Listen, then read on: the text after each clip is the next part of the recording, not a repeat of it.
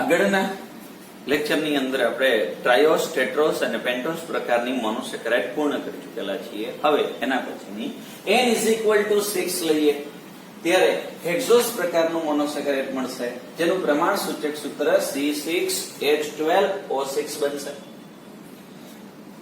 આ હેક્ઝોસની અંદર આલ્ડોઝ અને કીટોઝ પ્રકારની શર્કરા. સૌપ્રથમ આલ્ડોઝ હેક્ઝોસ શર્કરાનું નિર્માણ કરીએ. આલ્ડીહાઇડ સમૂહ હંમેશા પહેલા કાર્બને હોય અને કીટોન સમૂહ એ હંમેશા બીજા કાર્બને હોય. કોઈ પણ પ્રકારની આલ્ડોઝ શર્કરાની અંદર પહેલા કાર્બને આલ્ડીહાઇડ છે અને કીટોઝ બીજા કાર્બને છે, કીટોન સમૂહ બીજા કાર્બને છે. કોઈ પણ પ્રકારના હેક્ઝોસ શર્કરા હોય તો એમના ત્રીજા કાર્બને ઓક્સિજન જમણી બાજુને બદલે ડાબી બાજુએ છે. આ બધાની અંદર ઓક્સિજન ત્રીજા કાર્બને ડાબી બાજુએ સ્થાન પામેલ છે. હવે આની અંદર એક હાઇડ્રોજન ને એક ઓક્સિજન તો ગોઠવાઈ ગયા છે, બીજો ઓક્સિજન પણ ગોઠવાઈ ગયો છે, એટલે 4 ઓક્સિજન ગોઠવવાના બાકી છે અને 11 હાઇડ્રોજન ગોઠવવાના બાકી છે. પહેલા ઓક્સિજનને ગોઠવીએ. 6 ઓક્સિજન ગોઠવાઈ ગયા બાદ હાઇડ્રોજનને ગોઠવીએ.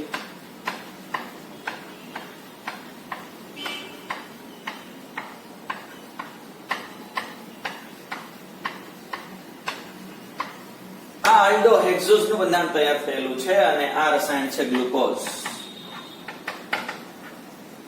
તો એ રીતે કીટો હેક્ઝોસ નું બંધારણ તૈયાર કરીએ. કીટો હેક્ઝોસ ની અંદર 2 ઓક્સિજન ગોઠવાઈ ગયા છે, ત્રીજો ઓક્સિજન 4, 5 અને 6. હવે હાઇડ્રોજન ને ગોઠવીએ.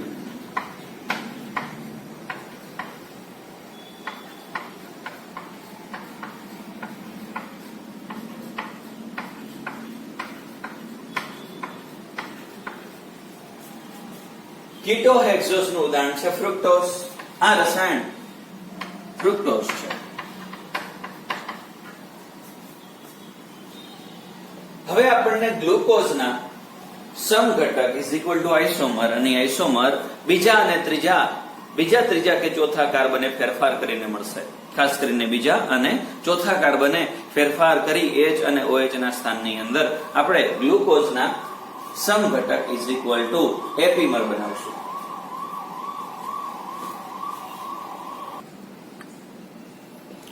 અત્યારે આલ્ડોહેક્ઝોસ ના ઉદાહરણમાં એક રસાયણ, બીજું રસાયણ અને ત્રીજું રસાયણ, ત્રણે રસાયણ સમાન જ છે, ત્રણે ગ્લુકોઝ જ છે. હવે ગ્લુકોઝમાં કેવા પ્રકારનો બદલાવ આવે ત્યારે અન્ય પદાર્થ બને. દાખલા તરીકે બીજા કાર્બને, ગ્લુકોઝના બીજા કાર્બને H અને OH એના સ્થાનની અંદર બદલાવ કરે તો બનતા રસાયણને કહેવામાં આવે મેનોઝ. અને જો ગ્લુકોઝના બંધારણની અંદર ચોથા કાર્બને H અને OH ના સ્થાનની અંદર બદલાવ થાય તો ગ્લુકોઝનો એપીમર બની જશે ગેલેક્ટોઝ. તો ગ્લુકોઝ, મેનોઝ અને ગેલેક્ટોઝ ત્રણેય આલ્ડોહેક્સોસ ના ઉદાહરણ છે, જ્યારે કીટોહેક્સોસ નું ઉદાહરણ ફ્રુક્ટોઝ છે. આ બધાનું મહત્વ શું છે તો જાણીએ છીએ કે ગ્લુકોઝ શ્વસનની અંદર સરળમાં સરળ પદાર્થ જે ઉપયોગમાં લેવાતો હોય એ ગ્લુકોઝ છે. ઇન શોર્ટ કહીએ તો હેક્ઝોસ પ્રકારના મોનોસેકેરાઇડ એ શક્તિના સ્ત્રોત છે. શરીર માટે શક્તિના સ્ત્રોત, કારણ કે આપણે એનો શ્વસનનો ઉપયોગ કરીએ છીએ. ગ્લુકોઝ આપણા રુધિરની અંદર હાજર છે એટલે એને બ્લડ સુગર પણ કહેવામાં આવે. ગ્લુકોઝ અન્ય નામે કહીએ તો બ્લડ સુગર, રુધિરમાં રહેલી શર્કરા. દ્રાક્ષ ની અંદર જે મીઠો સ્વાદ આવતો હોય એ ગ્લુકોઝના કારણે છે એટલે ગ્લુકોઝને અન્ય નામે ગ્રેપ સુગર પણ કહેવામાં આવે. Grape sugar.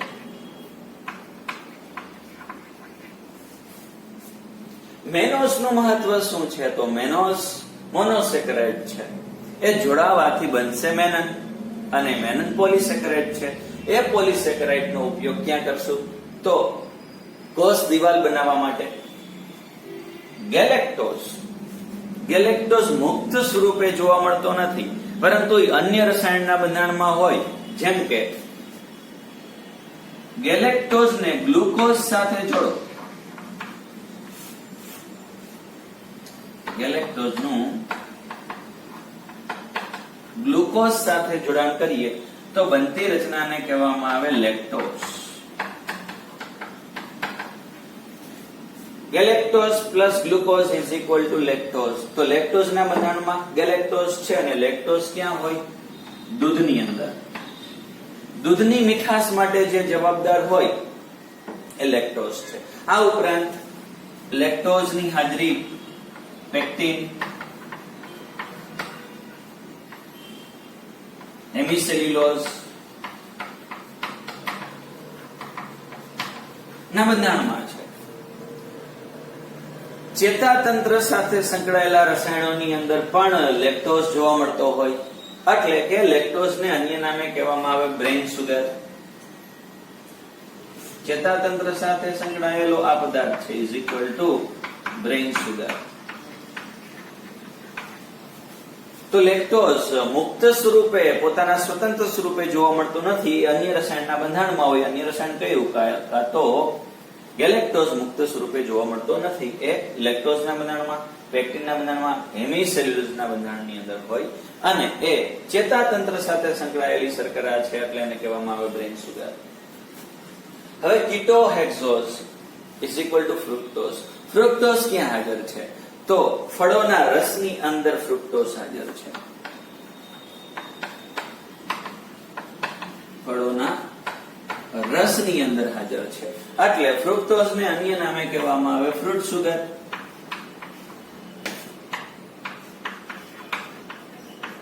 Fruit sugar. ગળિયામાં ગળી કાર્બોદિત પદાર્થ હોય તો ફ્રુક્ટોઝ છે સૌથી ગળ્યું.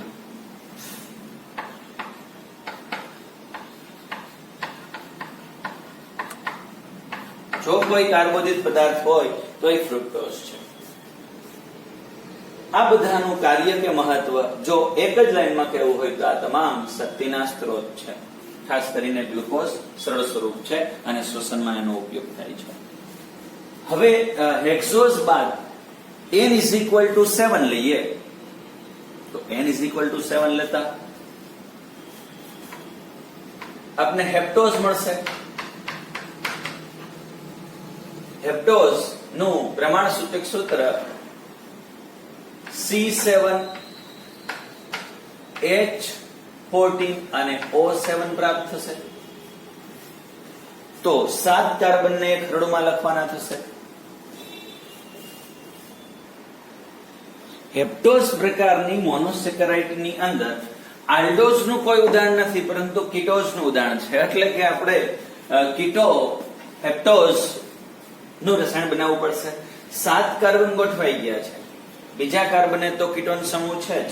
હવે HOH ને ગોઠવીએ, CH2OH H. હેપ્ટોઝ ની અંદર પણ ત્રીજા કાર્બને તો ઓક્સિજન ડાબી બાજુએ જ હોય.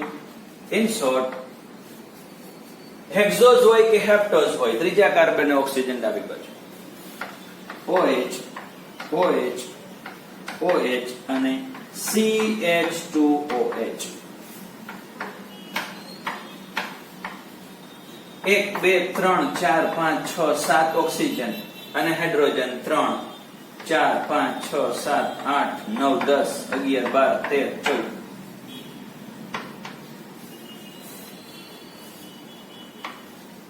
જે પદાર્થ બનેલો છે એને કહેવાય સેડોહેપ્ટ્યુલોઝ. સેડોહેપ્ટ્યુલોઝ.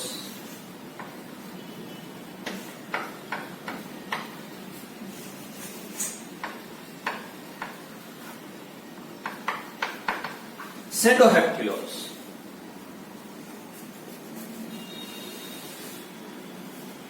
આ રસાયણ ક્યાં ઉપયોગી થતું હોય?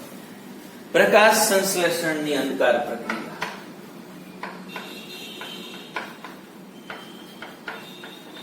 અંધકાર કર પ્રક્રિયા ખૂબ લાંબી પ્રક્રિયા, જટિલ પ્રક્રિયા, ઘણા બધા રસાયણો ભાગ લે. એમાં 7 કાર્બન વાળું રસાયણ ભાગ લે તો એસિડોહેપ્ટ્યુલસ છે, જે એક પ્રકારનું કેનું ઉદાહરણ છે? કીટો હેપ્ટોસ પ્રકારનું ઉદાહરણ છે, જેમની પ્રમાણસૂચક સૂત્ર C7H14O7 છે. હવે અત્યાર સુધી મોનોસેકેરાઇડ હતા એ આપણે પૂર્ણ કરેલા છે. સૌથી લાંબામાં લાંબી મોનોસેકેરાઇડ શર્કરા હોય તો હેપ્ટ્યુલોઝ, અને સૌથી ટૂંકામાં ટૂંકી હોય તો ટ્રાયોસ એટલે કે ગ્લિસરાલ્ડિહાઇડ અને ડાયહાઇડ્રોક્સી એસિટોન. હવે તમારી પાસે આલ્ડોસ અને કીટોઝ અલગ અલગ પ્રકારની શર્કરાના ઉદાહરણ છે. તમારે અલગ લિસ્ટ બનાવવાનું છે. એક બાજુ આલ્ડોસ શર્કરા અને એના ઉદાહરણ, અને બીજી બાજુ કીટોઝ શર્કરા અને તેમના ઉદાહરણો. હવે આ તમામ રસાયણો જે છે એ રેખીય બંધારણ ધરાવે છે, એટલે કે એક રેખામાં છે. આપ જાણો છો એમ મોનોસેકેરાઇડ જોડાવાથી ડાયસેકેરાઇડ અને પછી પોલીસેકેરાઇડ બનશે, પરંતુ ડાય અને પોલીસેકેરાઇડ બનવા માટે રેખીય બંધારણ ઉપયોગી નથી. એના માટે આ મોનોસેકેરાઇડના રિંગ બંધારણ ઉપયોગી છે.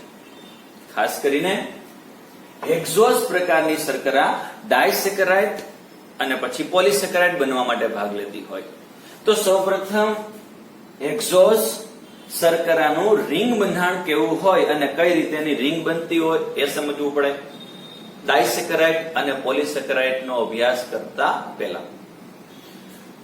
તો હેક્ઝોસ ખાસ કરીને અહીંયા ગ્લુકોઝ, ફ્રુક્ટોઝ અને ગેલેક્ટોઝ આ 3 પ્રકારના હેક્ઝોસ મોનોસેકેરાઇડ માંથી રિંગ કઈ રીતે બને, રિંગ બંધારણ કઈ રીતે બને તે સમજીએ.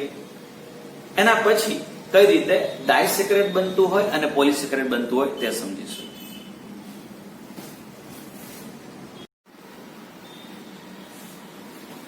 કુદરતમાં જોવા મળતા રસાયણો તેમજ સંશ્લેષિત રસાયણો ની અંદર મોટા ભાગના રસાયણોમાં એના 2 સ્વરૂપ હોય છે, જેમ કે જમણા હાથનું બંધારણ અને ડાબા હાથનું બંધારણ, રાઈટ સાઇડ સ્ટ્રક્ચર અને લેફ્ટ સાઇડ સ્ટ્રક્ચર. આ ગ્લુકોઝનું રાઈટ સાઇડ સ્ટ્રક્ચર છે, એને 180 ડિગ્રી રોટેટ કરો તો લેફ્ટ સાઇડ મળે, એટલે કે ગ્લુકોઝના 2 બંધારણો મળે છે, ડી ગ્લુકોઝ અને એલ ગ્લુકોઝ. જમણા હાથનું બંધારણ અને ડાબા હાથનું બંધારણ. અહીંયા જે ડાબી બાજુએ છે એને આ બંધારણમાં જમણી બાજુએ લખેલું છે, અહીંયા જમણી બાજુએ છે એને ડાબી બાજુએ લખેલું છે, 180 ડિગ્રી રોટેટ કરેલું છે. શા માટે ડી અને એલ ભણવું પડે છે, એનો અભ્યાસ કરવો પડે છે? કારણ કે કુદરતની અંદર કોઈ પણ રસાયણો મોટા ભાગે 2 સ્વરૂપે મળે છે, એટલા માટે. હવે ડી નો મતલબ શું અને એલ નો મતલબ શું? તો ડી ફોર ડેક્સ્ટ્રોઝ અને એલ ફોર લિવ્યુલોઝ.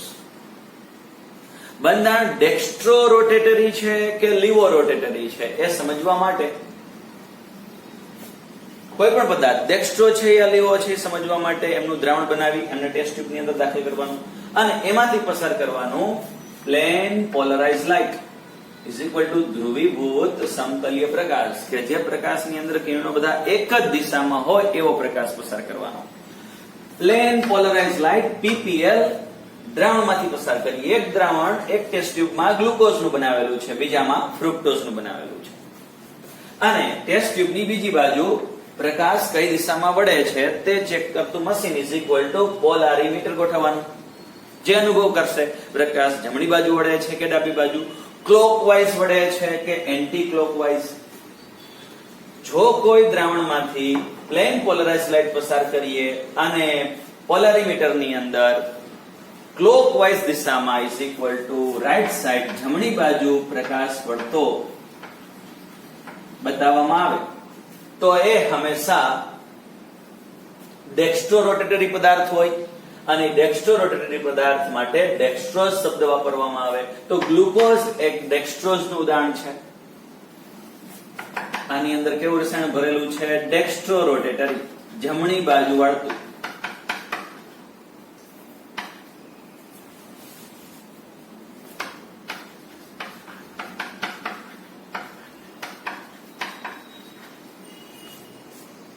ફ્રુક્ટોઝ નું દ્રાવણ બનાવેલું છે, એમાંથી પણ પસાર કરીએ છીએ પ્લેન પોલરાઇઝ લાઇટ. તો ફ્રુક્ટોઝ નું દ્રાવણ પ્લેન પોલરાઇઝ લાઇટ ને કઈ બાજુ વાળે છે? ડાબી બાજુ, is equal two anti clockwise. તો આ રસાયણમાં કેવો ગુણધર્મ છે? લીવો રોટેટરીનો છે, એટલે ફ્રુક્ટોઝને લિવ્યુલોઝ કહેવામાં આવે. તો રસાયણ ડેક્સ્ટ્રો કે લીવો છે, જમણા હાથનું બંધારણ છે કે ડાબા હાથનું બંધારણ છે, એ જાણવા માટે પ્રયોગ છે કે પ્લેન પોલરાઇઝ લાઇટને પદાર્થના દ્રાવણમાંથી પસાર કરવું. જો દ્રાવણમાંથી પસાર થતો પ્રકાશ જમણી બાજુએ વળી જાય તો એ ડેક્સ્ટ્રો રોટેટરી અને પદાર્થને કહેવામાં આવે ડેક્સ્ટ્રોઝ. જો ડાબી બાજુ પ્રકાશને વાળી દઈએ તો પદાર્થ લીવો રોટેટરી છે, એને જ અન્ય નામે કહેવામાં આવે લિવ્યુલોઝ. ફ્રુક્ટોઝ લીવો રોટેટરી સ્વરૂપે છે, ગ્લુકોઝ અહીંયા ડેક્સ્ટ્રો રોટેટરી સ્વરૂપે છે.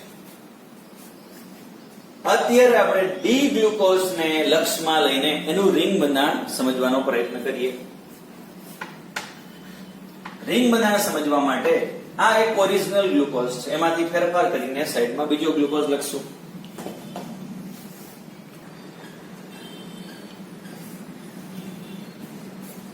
રેખીય બંધારણમાંથી રિંગ બંધારણમાં રૂપાંતર કરવું છે ડી ગ્લુકોઝનું. રિંગ બનવા માટેનો નિયમ હંમેશા રિંગ કઈ રીતે બને?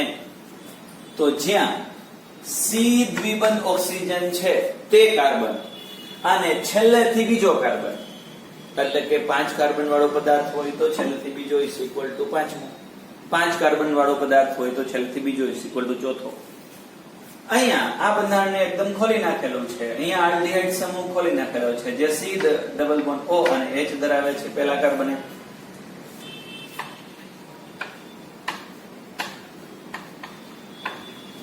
રિંગ હંમેશા જ્યાં સી દ્વિબંધ ઓક્સિજન અને છેલ્લેથી બીજો કાર્બન છે એના વચ્ચે બને. કઈ રીતે બનાવશું?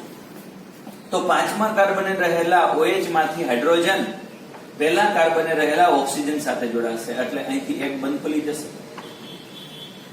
અહીંયા ઓક્સિજનની એક સંયોજકતા ઘટે છે અને અહીંયા કાર્બનની પણ એક સંયોજકતા ઘટે છે, એટલે 5મા કાર્બને રહેલો ઓક્સિજન 5મા કાર્બનને પહેલા કાર્બન સાથે જોડશે.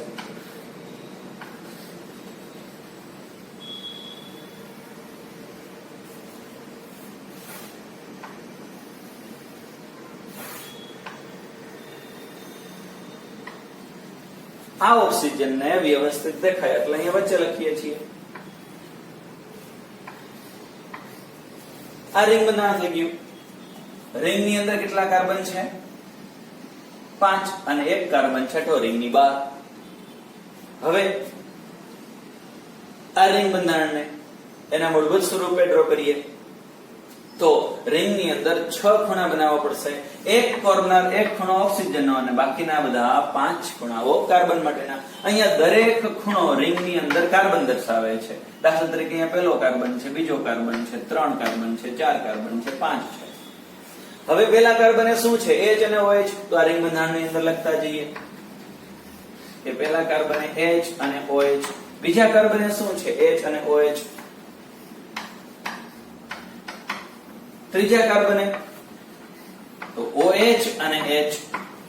ચોથા કાર્બને કઈ રચના રહેલી છે? તો H અને OH. 5મા કાર્બને હાઇડ્રોજન છે અને છઠ્ઠો કાર્બન સમગ્ર રિંગની બહાર છે. તો છઠ્ઠા કાર્બનને રિંગની બહાર મૂકશું અને એમાં સાથે શું જોડાઈ ગયેલું છે? CH2OH. H અંદર તરફ આવશે. તો આ ગ્લુકોઝ નું રિંગ બંધારણ થયું. કયા ગ્લુકોઝ નું? D glucose. આ ડી ગ્લુકોઝ છે.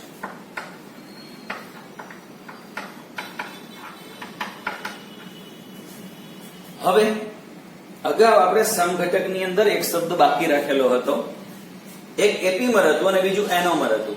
એનોમર એટલે પહેલા કાર્બને H અને OH ના સ્થાનની અંદર બદલાવ આવે. તો અહીંયા એનોમર સારી રીતે સમજાશે. H ઉપર છે અને OH નીચે છે. હવે એને 180 ડિગ્રીએ રોટેટ કરીએ તો શું પ્રાપ્ત થાય? OH અને H. બાકીનું બંધારણ સમાન રહેશે. તો આપણને બે પ્રકારના ગ્લુકોઝ મળશે.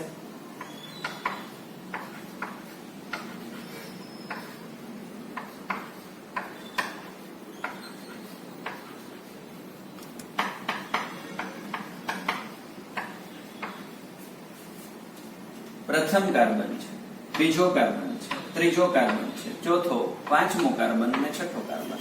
અત્યારે આપણી પાસે ડી ગ્લુકોઝ બે પ્રકારના છે.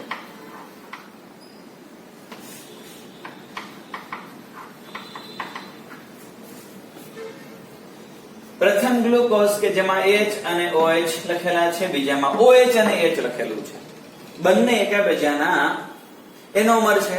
એનોમર એટલે પહેલા કાર્બને H અને OH ના સ્થાનની અંદર બદલાવ આવતા બનતો સંઘટક છે. તો આ ગ્લુકોઝને આલ્ફા ગ્લુકોઝ કહી દઈએ, આલ્ફા ડી ગ્લુકોઝ કહી દઈએ, તો આને કહેવામાં આવે બીટા ડી ગ્લુકોઝ. તો આલ્ફા અને બીટા એવા રસાયણો લખવા તો એ છે એકબીજાના એનોમર કે જેમાં પહેલા સ્થાને H અને OH ની અંદર બદલાવ આવતો હોય. હવે પ્રશ્ન એ છે કે શા માટે આપણે આલ્ફા ડી ગ્લુકોઝ અને બીટા ડી ગ્લુકોઝ એવા રસાયણના રિંગ બંધારણને સમજ્યા. તો હવે પછીના જે ડાયસેકરાઇડ અને પોલિસેકરાઇડ છે એમાંથી ઘણા આલ્ફા ડી ગ્લુકોઝ થી બનશે, તો બીજા કેટલાક બીટા ડી ગ્લુકોઝ થી બનશે. તો હાલ કઈ રીતે રિંગ બંધારણ બનાવવું તેની સમજ પ્રાપ્ત થઈ, સાથે સાથે ડેક્સ્ટ્રો શું છે, લીવો શું છે તેની સમજની પ્રાપ્તિ થઈ. હવે ગ્લુકોઝ બાદ ગેલેક્ટોઝની જરૂરિયાત પડશે રિંગ બંધારણ તરીકે. તો એકદમ સહેલું છે. ગ્લુકોઝ અને ગેલેક્ટોઝમાં કયો બદલાવ હોય? માત્ર ચોથા કાર્બને બદલાવ હોય. તો હવે હું અહીંયા સીધો જ ફેરફાર કરી નાખું છું, તમારે અલગથી લખવાનું છે. ગેલેક્ટોઝ માટે ચોથા કાર્બને H અને OH ની અંદર બદલાવ કરીએ તો આ કયું રસાયણ થઈ ગયેલું છે? D galactose.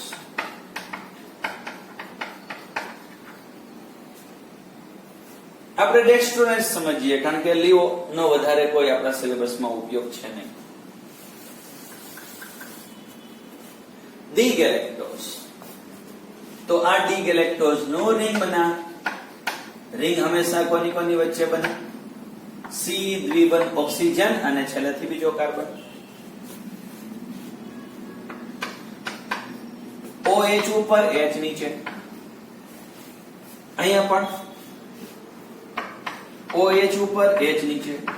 કયું બંધારણ પ્રાપ્ત થયું? તો આ છે આલ્ફા ડી ગેલેક્ટોઝ, આ છે beta D galactose. Alpha D galactose અને beta D galactose.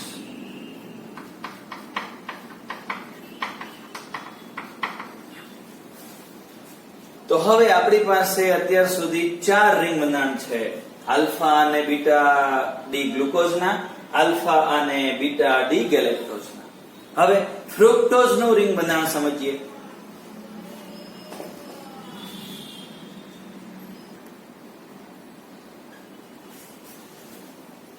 Dextro રોટેટરી fructose લીધેલો છે.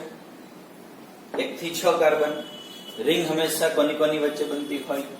તો કે બીજો જ્યાં કાર્બન દ્વિબંધ ઓક્સિજન છે તે અહીંયા બીજા કાર્બને કાર્બન દ્વિબંધ ઓક્સિજન છે અને છેલ્લેથી બીજો કાર્બન એટલે કે પાંચમો કાર્બન. આ મૂળભૂત બંધારણ. આની અંદર આપણે ફેરફાર કરીએ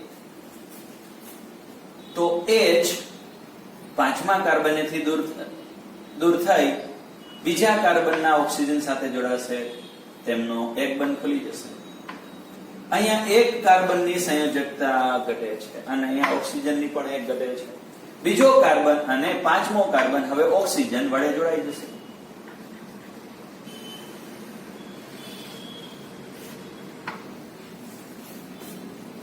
આ ફ્રુક્ટોઝ નું રિંગ બંધારણ બની ગયેલું છે કે જેમની અંદર બીજો, ત્રીજો, ચોથો અને પાંચમો કાર્બન છે. પહેલો કાર્બન અને છઠ્ઠો કાર્બન રિંગની બહાર છે. બીજા અને પાંચમા કાર્બનને ઓક્સિજન જોડે છે. તો એને રિંગની અંદર વ્યવસ્થિત ગોઠવીએ. 5 ખૂણાવાળી રિંગ બનેલી છે. ઓક્સિજન પહેલા અને ચોથા કાર્બનને જોડે છે. પહેલા કાર્બને શું છે? તો બીજા. અહીંયા બીજો કાર્બન આવશે, ત્રીજો કાર્બન, ચોથો કાર્બન અને પાંચમો કાર્બન. બીજો કાર્બન, ત્રીજો કાર્બન, ચોથો કાર્બન અને પાંચમો કાર્બન. બીજા કાર્બને શું લખવું પડશે? CH2OH રિંગની બહાર અને OH અંદર. CH2OH અને OH. ત્રીજા કાર્બને શું છે? તો ત્રીજા કાર્બને છે OH. ચોથા કાર્બને HOH. પાંચમા કાર્બને હાઇડ્રોજન છે અને છઠ્ઠો કાર્બન રિંગની બહાર છે, એટલે કે CH2OH.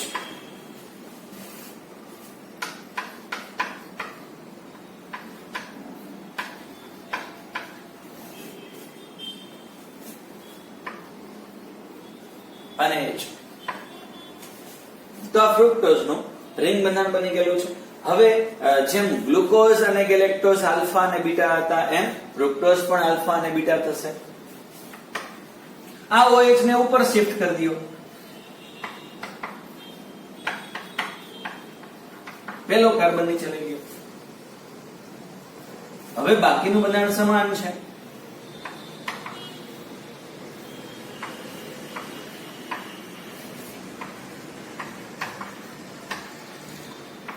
CH2OH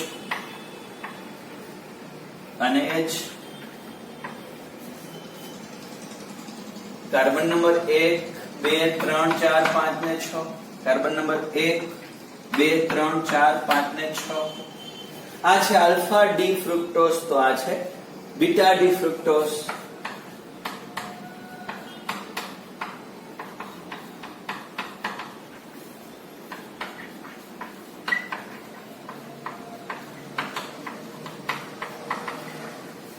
આલ્ફા અને બીટા ડી ફ્રુક્ટોઝ. તો હવે આપણી પાસે 6 રિંગ બંધારણ છે કે જેનો ઉપયોગ આપણે ડાયસેકેરાઇડ અને પોલિસેકેરાઇડ બનાવવા માટે કરીશું.